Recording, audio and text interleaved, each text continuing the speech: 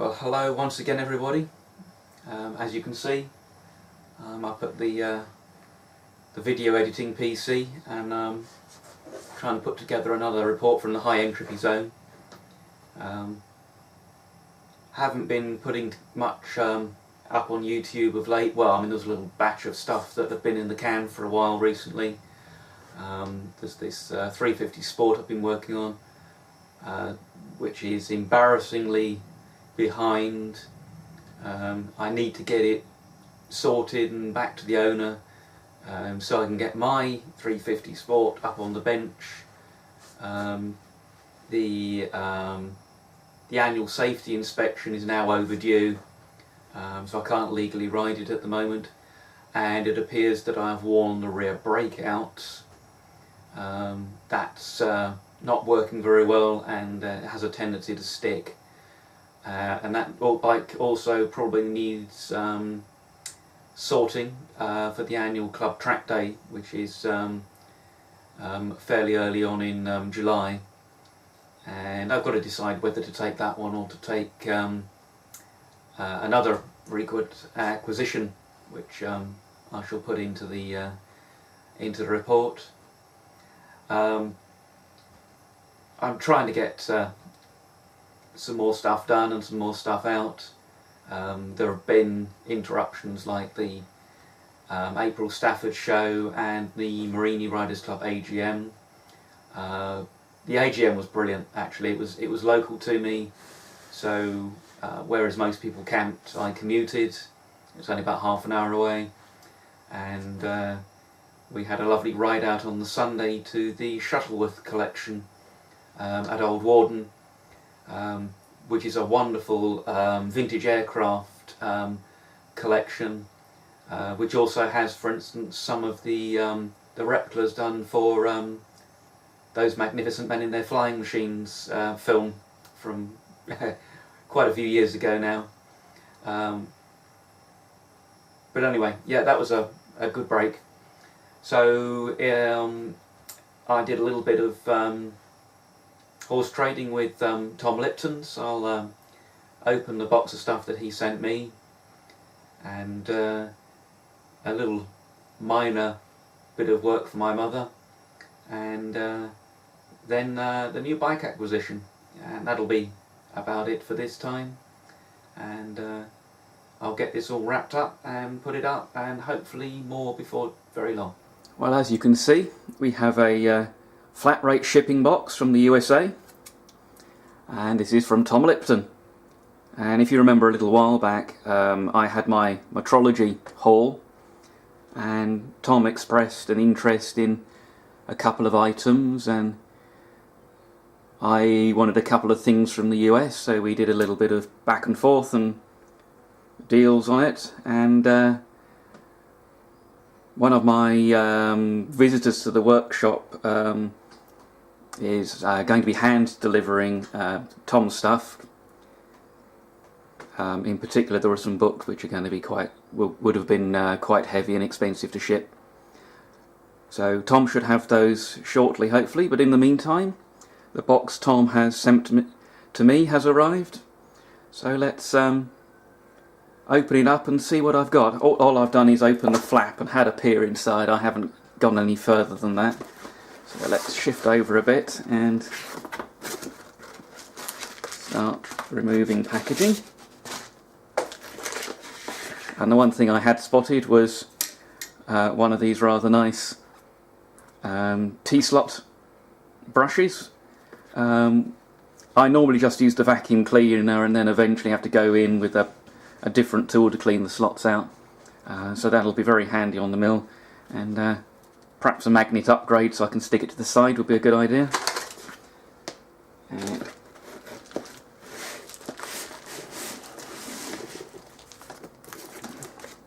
Okay, we have a note. I'll read that in a second. Or an envelope, certainly.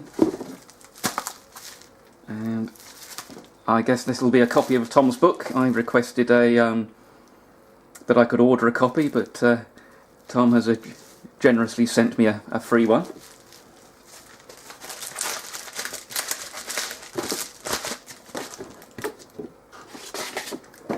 Ooh, new item, an Ox Tools mouse mat, and I have just about worn out a mouse mat, so that will definitely go up to the computer where I do my video editing.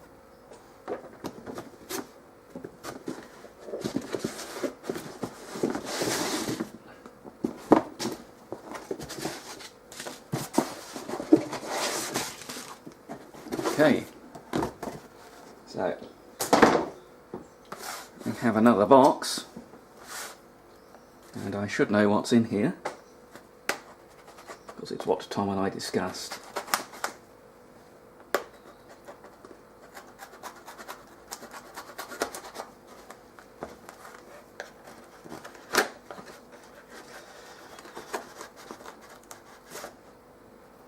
This is not at all a sharp knife, it's just what was lying around on the bench. Long ago I was going to TIG weld that back together.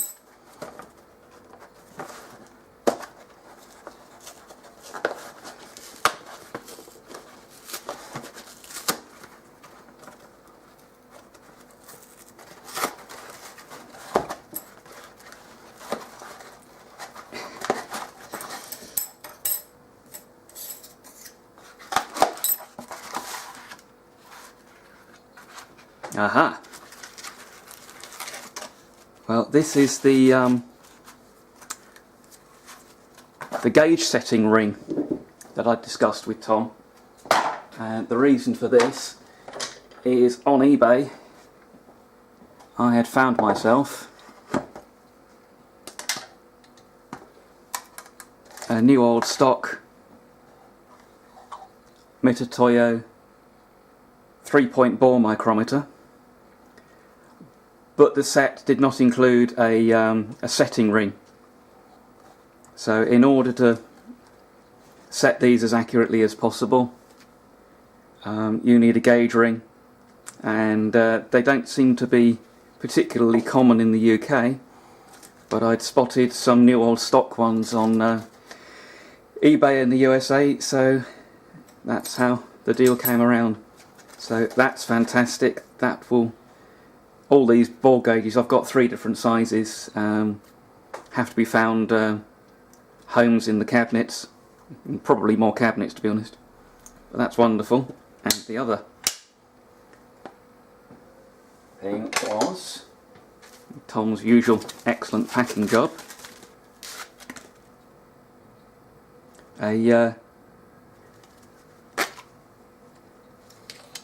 Nicole Mini Systems tool holder, and through the help of someone on the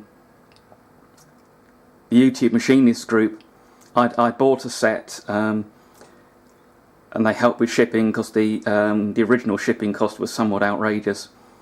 The set in the picture came with a 3/8 inch shank, but was described as a 1/2 inch shank, and I prefer the larger shank to suit my machine better, but I've got a bunch of holders to suit this, so that's going to come in handy. I've got a whole load of Morini rocker shafts to make, and I want to use the grooving blades to do the oil and circlip grooves, because I'm looking at shifting to hard chromed rod to make the shafts out of, rather than having to use silver steel and then heat treat them. So thank you very much indeed, Tom. And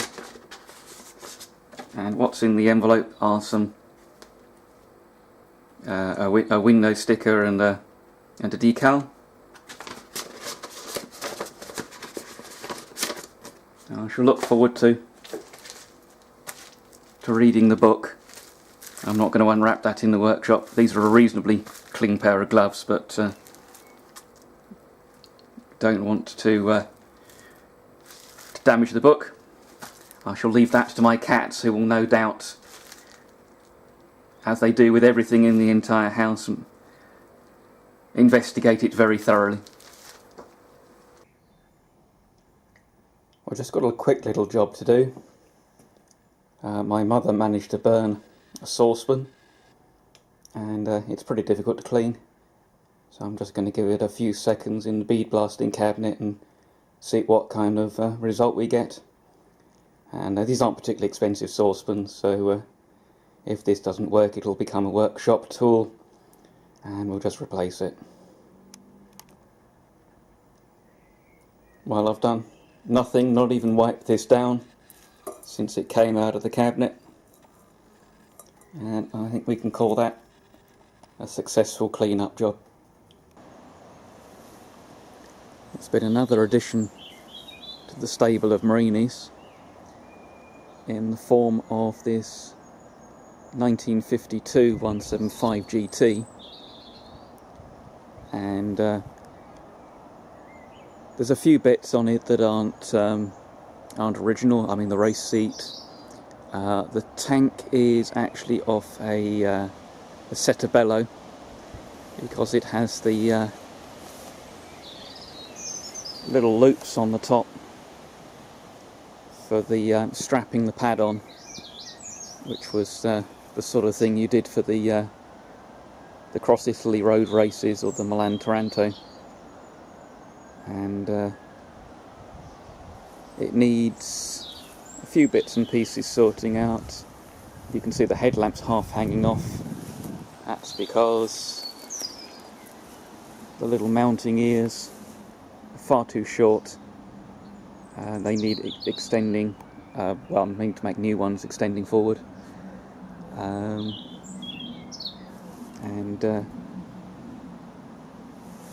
Yeah, the coil you see hanging down there on the wiring actually lives up inside the tank. There's a recess on the bottom of the tank it fits into, and I've got to sort out the boss on the bottom of the tank that the fuel tap screws into. That's got a crack in it, but otherwise it's all there, and it I mean, I have even ridden it just very briefly up and down the road, and